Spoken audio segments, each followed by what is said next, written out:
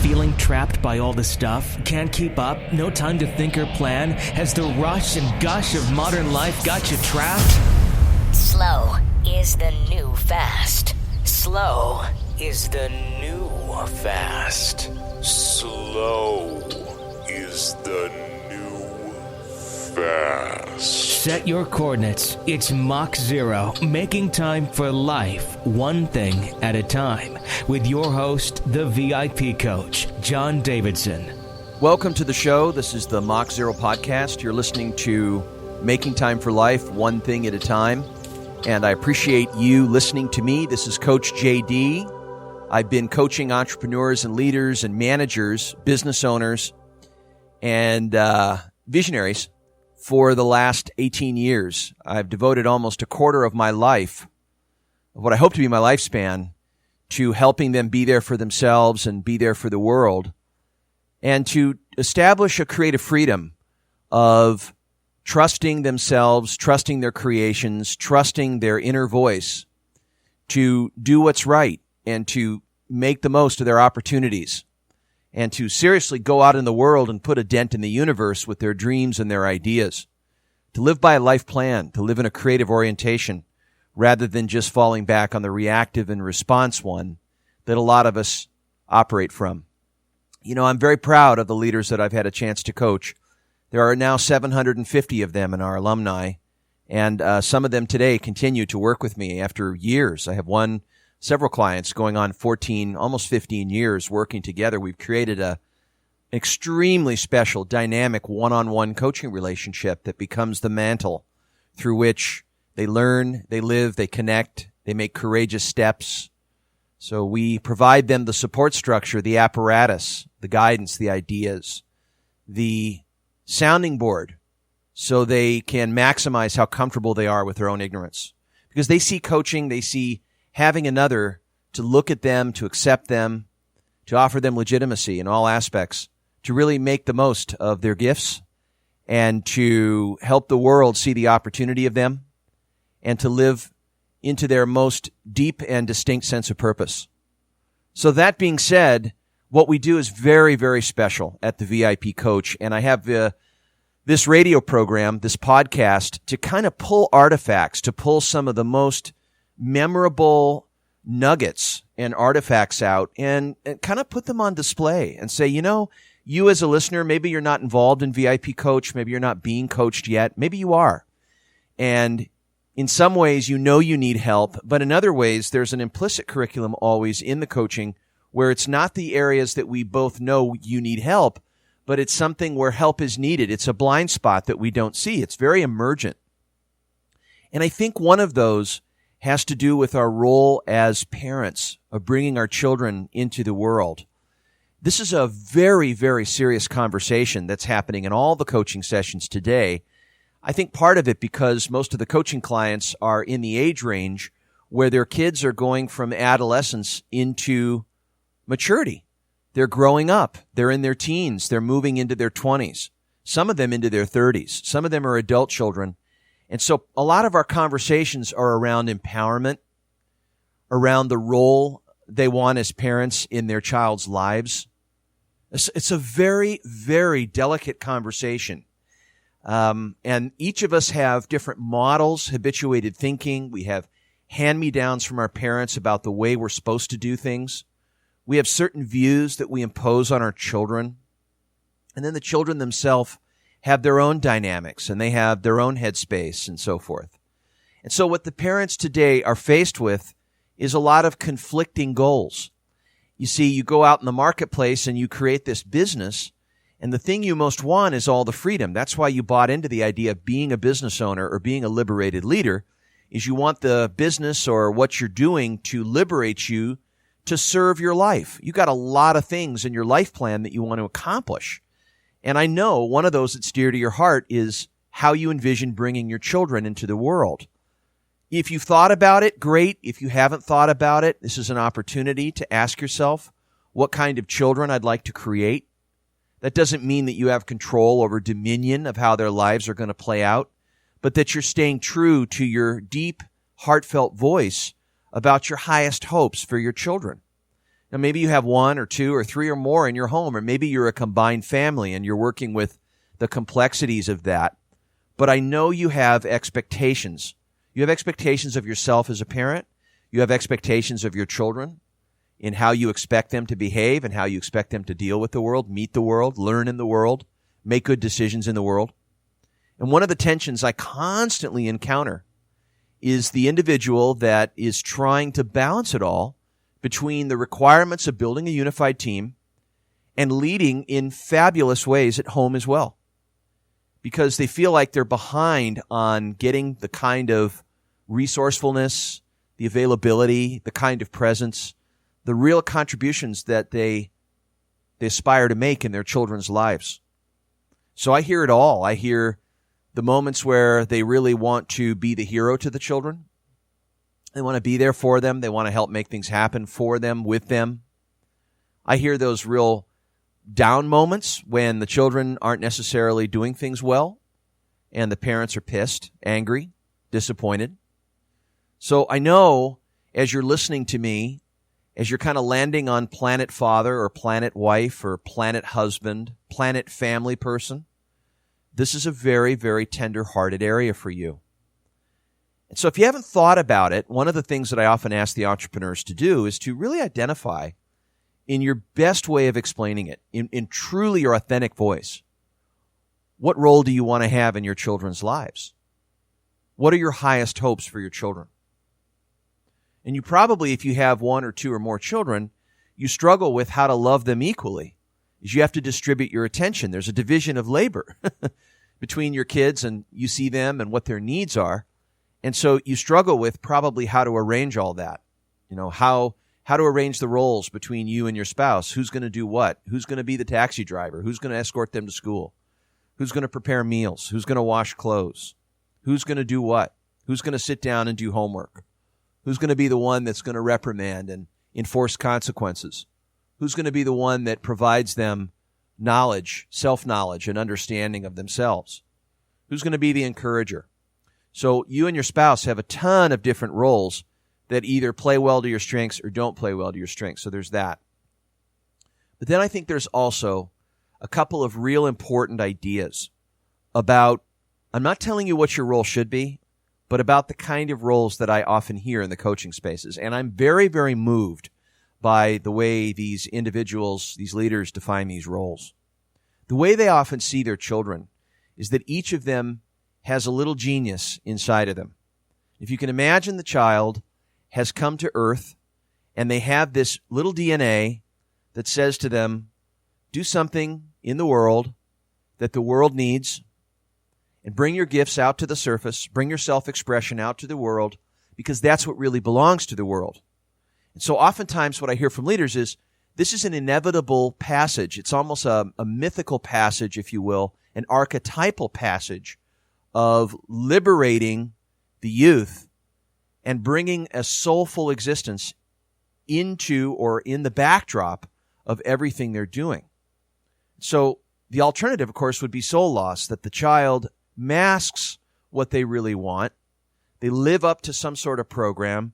They have some sort of ideals or standards, and we play into it by having some sense of conditions.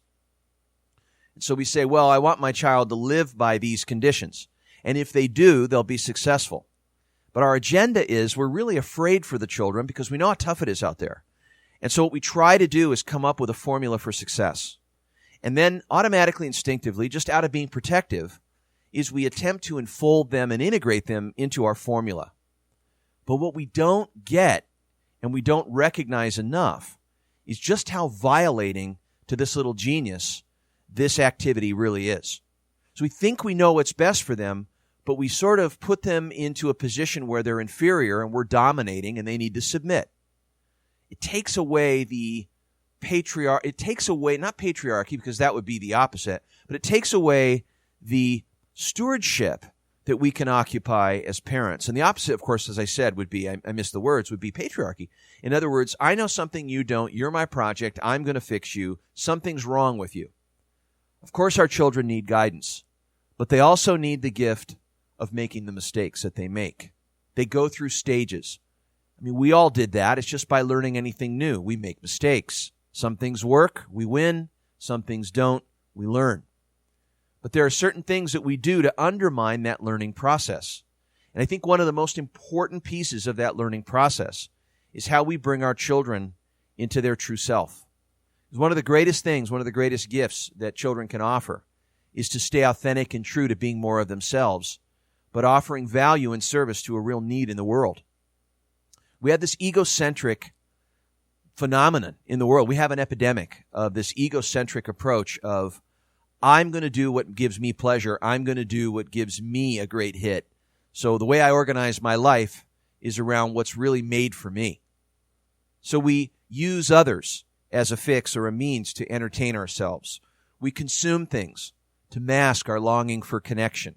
Our kids get trapped in technology to sever from the humanity of real human connection. We don't eat it at the dinner table anymore and have conversations. We combine our activities with technology and assault our attention span. I think a lot of us as parents, part of the reason why our kids fall prey to the iPad or fall prey to the technology is that it's an easy way out of trying to stay focused on our self-centric ideas. I mean, I've got to own up, and I hope you do, to the fact that we do have pleasure-based passions. And what we're often creating is very much for ourselves. And I think somewhere deep down, we develop an entitlement that we have to make ourselves happy. And part of that is this egomania around me, and me first. And we get this sense that if it's about me first, I justify that by thinking, well, if I give myself all the self-care, if I love myself, I'll have enough for everybody else. I haven't found that to be healthy, because all we really do is expense the other. It's not terribly generous, and it doesn't empower the other to liberate them, especially the children, onto our true values. We sprinkle it on to ourselves at the expense of the other.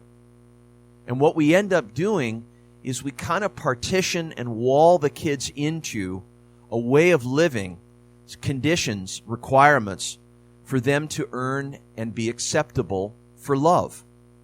And so we reward them, we give them attention based on whether they're in compliance, whether they're complementary to what we want as adults. So it's all about me. But then I notice there's another quality that's rising inside the leader's interior life. They become very aware of this, and they're able to pull back, take a sacred pause, take a breath, get centered, and bring a wiser attention to an alternative way to play this. That it doesn't have to be about them fulfilling this sort of taker way in, that this ego quality of getting themselves suited, I need to take care of myself, I need to do all this. I'm not saying that they need to be martyrs either, and that we need to run up the hill on a spiritual crisis to say, look, I'm last in line, I'm the mother or father that just does everything for everybody else, but I'm last on the list. I'm not saying that either, but I don't think it needs to be even looked upon in the context of me versus them, or it's my time versus their time.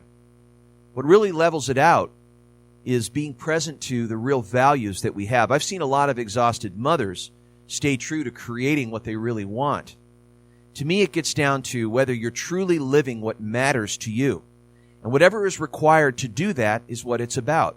Because if we live outside what matters to us, if we do what should matter to us, that means we're living up to a standard that we impose on ourselves. Or we're in reaction to or in response to a certain identity that we're trying to prove in the world. A lot of that identity might be around status.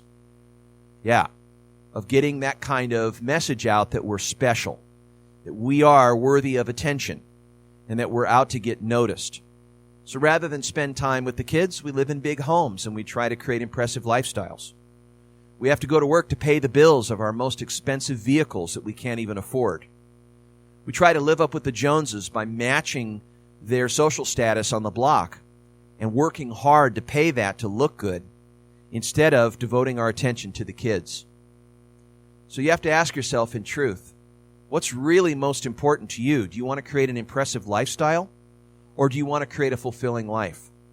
Because a lot of your choices around how much pimp factor you have has very much to do with the level of dedication and devotion you have to the values surrounding your kids. I'm not saying you shouldn't be true to yourself. If material things really matter to you, so be it. That's great. I'm not judging.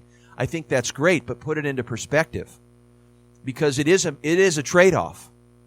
So if you, let's say, reduced a little bit of your social status, you'd free yourself up of not having to require yourself to meet all of these expectations to your maintenance of your social status. You'd ease off on it, and you may be able to let go of that second job or that second business, or let go of those harsh requirements of all the hours at work, and create a new milk route or schedule that suits the values that you have for your kids. It's courageous to live true to your values. It's a great bypass to your ideals. Most of the time, when we're living into our perfectionism, we have high expectations of what we're supposed to meet in ourselves. We come from that place of trying to affirm our existence. Because we don't feel that we're enough, we use symbolic ways of acquiring power, status, to affirm our importance.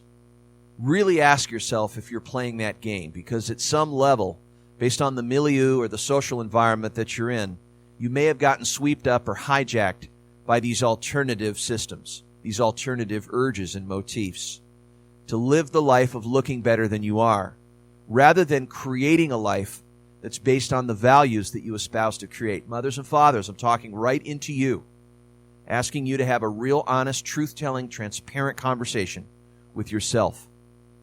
Seriously, do you want to live a pretentious life, or do you want to create children in the world that come close to their genius, who can make a mark on this world? So we're going to take a break, and I'd like you to, I've probably stirred a few things inside of you, because I've gotten right to the jugular. I probably have struck a chord with you, and I'd like you to, as you listen to this these set of break and commercials, I'd like you to take a step back and really look at what I'm saying to you. What really struck you? This is JD. I'll be right back.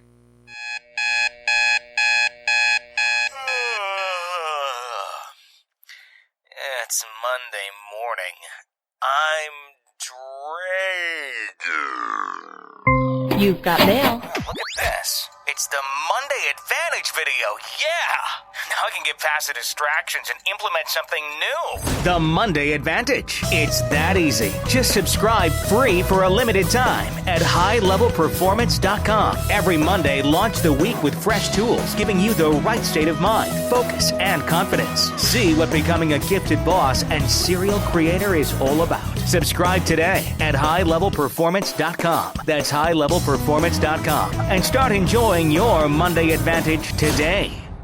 Grow your business and grow as a human being with these captivating books authored by the VIP coach himself, John Davidson. The Day I Built My Barbecue is about creative freedom. Learn how you can not only live well, but also grow a thriving business at the same time. John shows you his step-by-step technique with the principles, strategies, and steps to move from a business operator to a business owner. The day you build your barbecue is the day we all wish for. Totally free of distractions, totally available to living well, fully present. Then don't miss Unstoppable You. It's about creative value. When we do what we love and love what we do, we discover ways to make our business more fun and monetize our passions. Through stories, tools, and steps, this book will help you bring something to the world that no one else can and bridge your most unique talents to the deepest aspirations you have of the future. And stand in the presence of all you are. It's about creative purpose. What does it mean to live on purpose? How do we work with the mystery that life presents us at every moment? In this book, John shows us through the silent spaces in life how to connect with our innermost sacred projects and passages. You'll learn how to bring the work, language, and presence of the soul into everything you do. Visit highlevelperformance.com to pick up any of these books in paperback or Kindle editions today. That's highlevelperformance.com.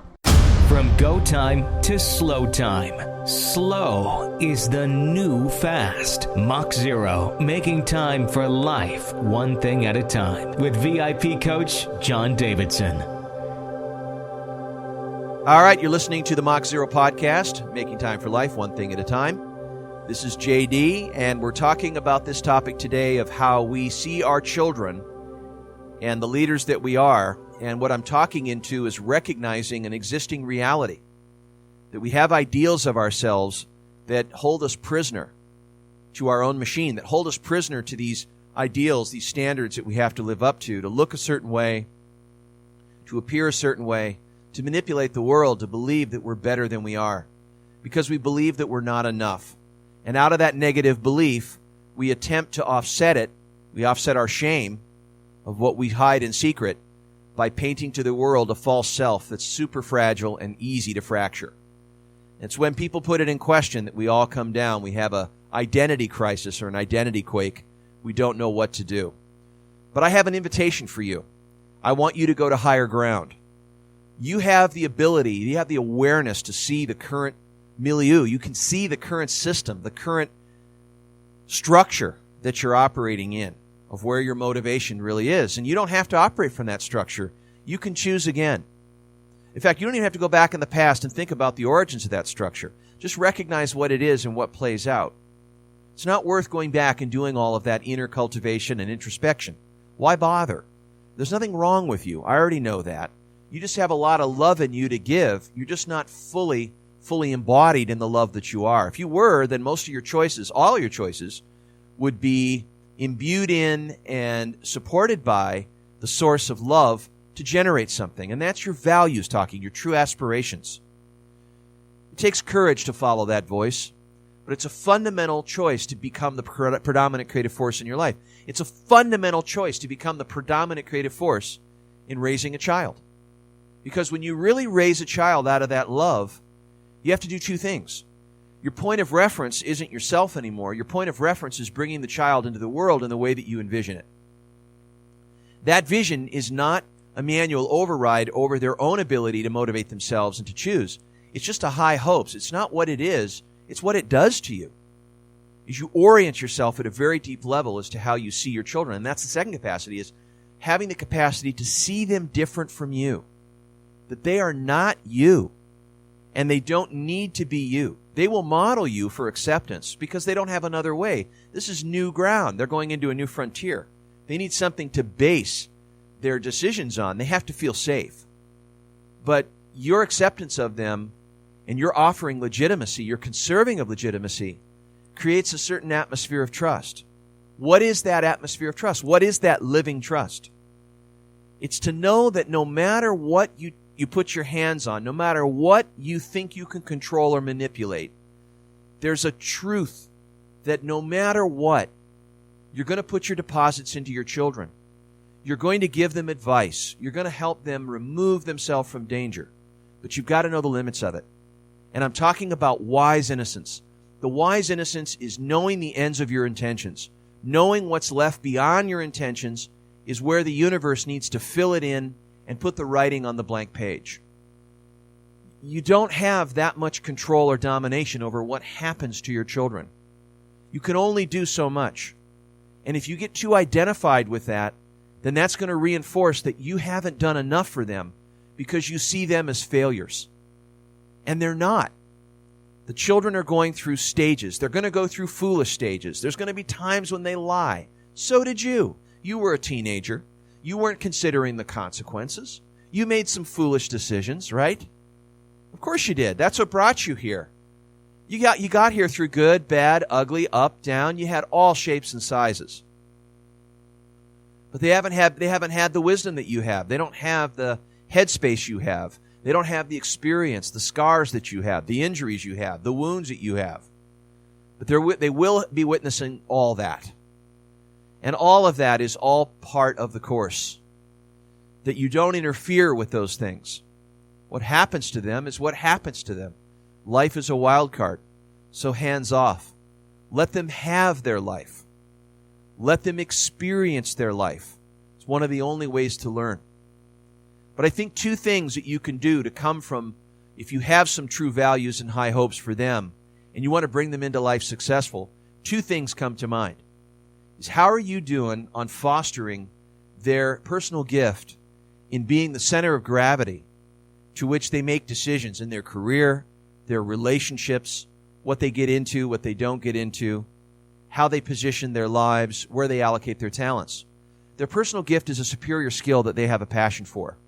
And every human being on earth has a unique quality, a unique voice, a unique way in which they see the world that shows what kind of magic they have in them. Do not underestimate this magic, because part of their course in life is they're going to be asked and tempted through their lifeline to trust this. Just like you've been asked, you fall into it. This thing follows you around throughout your lifetime. Sometimes it's discreet, sometimes it's in disguise. But it permeates, it resonates through the experiences that come to you. Things knock on your door. There's connective tissue. If you look back, you connect the dots on seeing what was needed, what was standing in need of you. You were pointed in this direction all along, just as they are. And you're part of an interesting passage of community people that come along to initiate your child. One of the best ways they can learn is from other peers and mentors and coaches in the community that seek to enrich them too. Because there's only so much you can do to initiate them. Their process of initiating into their self-knowledge and their personal gift comes from handing them over to the world. Some of those influencers may not seem healthy, safe, but everything the future needs is being given to them right now. All of those installments, all of those inheritances are just revelations that the future needs them to see. And that's how it presents itself. As they walk into life, the future is unfolding at every moment. And part of your role is to help them take away the fear, to trust that, so that whatever's coming at them becomes constructive, that they learn to live a life, not argue with life, that they learn to show up as a warrior would to what's being presented, is exactly as if it was an invited guest. That's the invitation. And if they can presence that, if they can show up without judgment, without fear, without shunning it, without saying no, but meeting it as if everything was there in support for listening and gathering and constructing, just imagine what could be possible. Just imagine the kind of creativity and responsibility that could be evoked in that human being. Because the purpose of education really means to lead it out. To educate them is to lead something out. So what as parents are we leading out? We're not leading out what we said they needed to be. We're not leading out or taking over with hostility, violating these gifts, having them live within our plans for them. We're leading out their ability to trust their own decisions. Whether it's right, whether it's wrong, whether it's good, whatever it is, trusting those decisions are the only way to learn, because they learn from the future as it emerges every moment. I know this because there's so much disruptive change going on in the world. Today, your children are being raised in the VUCA world. It's volatile, uncertain. It's complex and ambiguous. We have VUCA world environments where our children and their behavior is being shaped in response to that VUCA world. Things are not predictable. You create a future, you don't predict one. And so the way these children are coming into the world is they have new skills and new organs of perception to open up. I mean, emotional intelligence, being able to sense things that are going on or see from other people's vantage points, to be able to constructively be aware of negative emotions without going negative on them, to be able to witness and observe, to be able to stay with emotions and use them as they're rising, is a very, very high quality and potent skill for community relations. And to be able to establish a social level of intelligence of we rather than I. It's very ethnocentric rather than egocentric. It's very much about variation and recognizing differences than it is about look at me, look at me, look at me. It's very much about staying within the whole and operating from the whole. And of course, giving your child a chance to see their place to take in the ecosystem of life. That whatever they're meant to do is based on what has meaning and heart for them. What it is they love is where they're gifted. That's their true self. There's no decision to make on that. It's what they're supposed to do. That's not a luxury. That's a priority. That's a requirement of Earth School. That's the implicit curriculum of life, is to come home to those gifts that we have. We owe that to the world. That belongs to the world from day one. That's what the world is expecting to get from us. That's the communal nugget. That is the ingredient, the secret ingredient to the global community, is to find our place to take. Unique means in Spanish unico, which means one in victory. Unico. It means victory of one. One. Oneness. Oneness not in the I, but oneness in the we. that I am translated into my true properties by the we. Relationship is the organizing force of the universe. You cannot understand who someone is or the way they show up without seeing them as a living system. Because your children come into the origins of who they are by the influence they have to and from the other human beings they interact with. It's not about teachers telling the kids what to know. It's about giving them things that they can talk to their peers through, reflect together, be able to see it from different vantage points that brings them into new levels of intelligence. Not only the intelligence of the open mind, the first focus, to be able to suspend judgment and to see things new, but to see things from the open heart and to understand those organs of perception in themselves, to connect with other human beings, not to be better, but together we are more intelligent than we are apart. We're going to need that going forward in our children. And third is they have the spiritual intelligence, the ontological intelligence, the state of being, to suspend fear and to welcome in the emerging future possibilities that lie virtual for them, and to be able to help them choose among those virtual possibilities very personally as they come into their intention. That it's not about following the norm. It's about setting the stage for choice, choosing what matters to me, becoming the predominant creative force in my life, as someone that creates creations that matter, but also offers the kind of generosity and giving through aspirations and contributory vision. So it's not just about I get energy from who I can become, but I get energy from what makes a difference times what really matters. And so all the decisions they make about how they want to develop their economic power, their ability to go out in the world and create value, to be able to bring somebody to the world and solve real problems that are essential, to be able to see the world in ways where something stands in need of them and they hear a need in the world where they can be in their authentic gifts and suit that with purpose. The question isn't just what do I want to create? The question is what stands in need and brings me into myself. Because if it was all about what I want to create and having fun and having pleasure, can you imagine? I mean, if I like dancing, then all I would do is dance and expect to monetize it. Or if I like kissing and making out, it would just be kissing and making out. But that's not really something that's going to make an impact. Are your children required to be the world's savior? No, I think that's a lot of pressure. But you as a parent can awaken to the unique opportunity to bring your children in the world enlightened, to be able to see themselves and the divinity in themselves that they have for the world, and to be able to see others as loving beings with divine grace and divine goodness, to be able to trust that. So they don't grow up in the world thinking people are dangerous and they have to withdraw into themselves with protection mechanisms, but they see the world and they see where optimism is good, and they see where other human beings can be loving beings, even in their own predicaments, even in their own mechanisms of protection. What's underneath it is that we are loving beings, and that the most important way for flourishing creativity and compelling context into staging what we stand for and what we need to do with our lives and investing our life spirit is to go out into the world and accept the world for what it is and start to see it from the world itself, to see it in its own conversation, to meet that frontier. It's that kind of charge with our children, to bring them into their most intrinsic desires, to use their lives in ways that are constructive for world, for other, and self. The three focuses. To learn to cut the divide between self today and the capital S self of tomorrow. To learn to cut the divide between the self today that's withdrawn and vulnerable and scared. Cut the voices of cynicism to connect on emotional and energetic levels with other human beings in social fields. To be able to connect to world and find one's place in the ecosystem by standing in service to a purpose of what really is the destiny that stands in me. What am I truly in service to?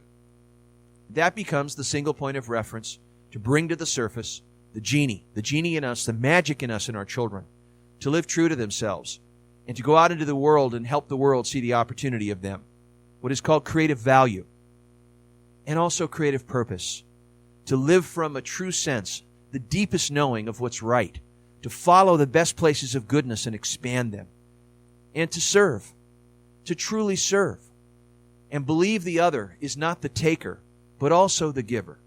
And if we can trust that, then we are compassionate, and giving human beings.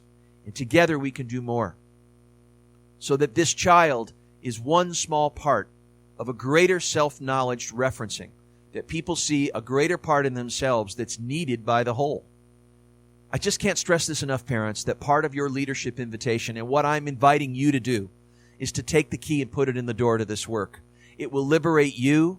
It'll bring meaning to your purpose in life. It will help you make the most of your opportunity to be a parent, to commit yourself to being that true coach of seeing the opportunity and assets in your children and the gifts, and to really embody yourself in the teaching role of educating and leading out your children into their creative fire. And that you let go of having a right way of doing it. You let go of the rules that apply. You let go of the standards. You don't box your children into those conditions. You liberate them. You help them map their own life. You help them face the learning of their own decisions. If they want to create a business, then help them go create one. It's the only way to learn. We learn by our experience. As we learn from the future as it emerges. We learn on hunches. We learn on trials. We learn on prototypes, experiments. We learn on whims. That's right. Isn't it about learning? Because living and learning are the same thing. So learning to live is learning to learn. Because as we do that, we receive information every moment that we didn't have before if we're willing to be present and to see anew. To let go of the future and not be afraid. To let go of the past and not yearn. Let it know it's incompletable to come into the moment. And to be able to cut from our true concepts of ourself that we agonize over, our shame. Instead of living under who we're trying to be, focus on what we want to create.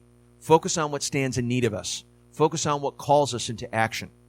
Something bigger than ourselves. So I hope there is a chord that I struck in this conversation. My conversation was directed at your inner life, was to cultivate an interior condition in you, to intervene with your children and start to see them in this.